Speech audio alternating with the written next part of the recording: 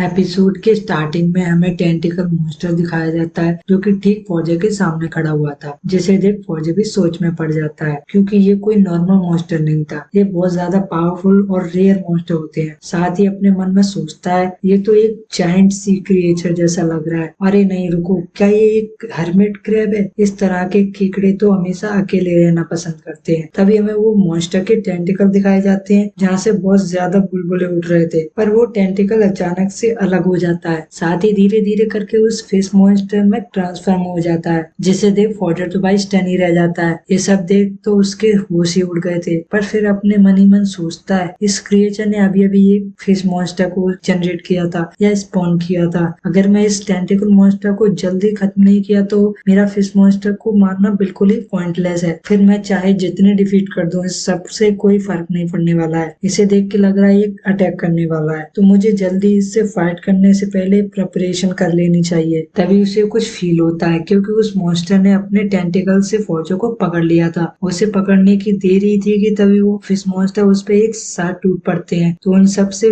बचते हुए अपने मन ही मन सोचता है ये मुझ पे इतनी इजीली तो अटैक नहीं कर पाएंगे अगर मैं अपना गार्ड डाउन नहीं करता हूँ। तो अगर मैंने इन मॉन्स्टर पर ध्यान नहीं दिया होता तो इस मॉन्स्टर के टेंटिकल मुझे नहीं पकड़ पाते। अगर तुम इसी तरह से मेरे साथ खेलना चाहते हो तो फिर ठीक है। ऐसा सोचने के साथ ही उस मॉन्स्टर की एक टेंटिकल को पकड़ते हुए अपनी स्किल चेन लाइटनिंग को एक्टिवेट करते हुए उस पे बिजली के झटके देने लगता है और साथ ही बोलता है जरूरी ये अपने टेंटिकल का साइज बड़ा कर सकता है, लेकिन मुझे नहीं लगता ये मेरी इतनी पावरफुल स्किल से बच पाएगा। वो ऐसा बोल ही रहा था कि तभी वो कुछ नोटिस करता है क्योंकि जिस टेंटिकल से वो मॉन्स्टर को बिजली के झटके दे रहा था उसने उस अपने बॉडी से अलग कर दिया था। शायद ये स्किल की वजह से है। अगर ऐसा ही चलता रहा तो मैं जितना चाहे क्यों ना ट्राई कर लूं, ये हर बार अपनी टेंटिकल अपनी बॉडी से अलग कर लेगा। इसकी हीलिंग पावर भी काफी ज्यादा तेज है। लगता है मुझे इसके लिए कुछ और सोचना होगा जिससे इससे काफी तगड़ा डैमेज लगे। वो ऐसा सोच ही रहा होता है कि तभी वो मॉन्स्टर उस पर एक जोरदार अटैक कर देता है जिस वजह से फौजों को भी प्रॉब्लम होने लगती है। साथ ही अपने मन ही मन सोचता है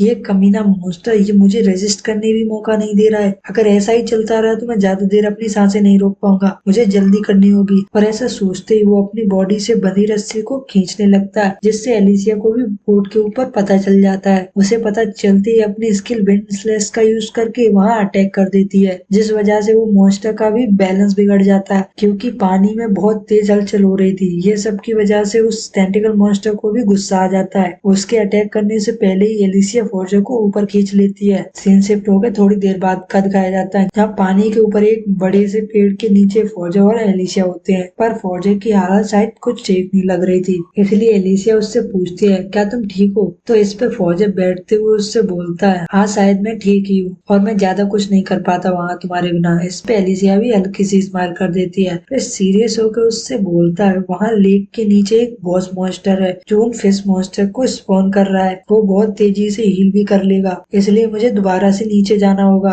वो भी बिना देर किए, क्योंकि मैं जितना देर करूंगा वो उतना जल्दी ही हील हो जाएगा। इस पे एलिसिया उससे कहती है पर पानी के अंदर तो वो उन मॉन्स्टर को एडवांटेज ही है और ऊपर से वहां तक मेरा मैजिक भी नहीं जा पाता है अच्छे से, इसलिए मुझे लगता है हमें कोई और तरीका ढूंढ लेना चाहिए। और वैसे भी मैं तो बस एक ही चीज कर सकता हूँ। पर फिर शांत हो गए अपने मन ही मन सोचता है मुझे लगता है यहाँ अब मुझे और ज्यादा छिपाना नहीं चाहिए कुछ भी, क्योंकि एलिसिया भी उस डंजन में अपने और उस कर्स के बारे में सब कुछ बता चुकी है। उसने वहाँ कुछ भी नहीं छुपाया था और ऊपर से मुझे एक साथ पार्टी बनाने के लिए भी पूछा था। तो मुझे लगता है यही सही समय है मुझे इस सबको बताने का। लगता है मुझे इसे पहले दिखा देना चाहिए। तो पास में पड़ी फिश को देख के एलिसिया से कहता है प्लीज किसी को कुछ मत बताना, तुम यहाँ जो कुछ भी देखो वो सब। उसे देख एलिसिया भी शॉक हो गई थी पर वो कुछ नहीं बोलती। फिर सीन शिफ्ट होकर पानी के अंदर वो बॉस मॉन्स्टर को दिखाया जाता है जो कि अपने टेंटिकल्स को ग्रो करते जा रहा था। सीधा सीधा कहूँ तो वो फिश जैसे मॉन्स्टर को बना रहा था। फिर अचानक वो मॉन्स्टर कुछ नोटिस करता है क्योंकि पानी के ऊपर से कोई बहुत तेजी से नीचे आ रहा था जिसे वो फिश मॉन्स्टर भी सेंस कर लेती है। वो और कोई नहीं हमारा वन एंड ओनली फॉर्जर ही था जो कि उस फिश मॉन्स्टर से मिली रैपिड स्विम का यूज करते हुए बहुत तेजी से पानी के और डीप में जाता जा रहा था। उसे इतनी स्पीड से आता देख वो सब उस पर टूट पड़ते हैं। हालांकि फौजों को उनके अटैक से कुछ नहीं हुआ था,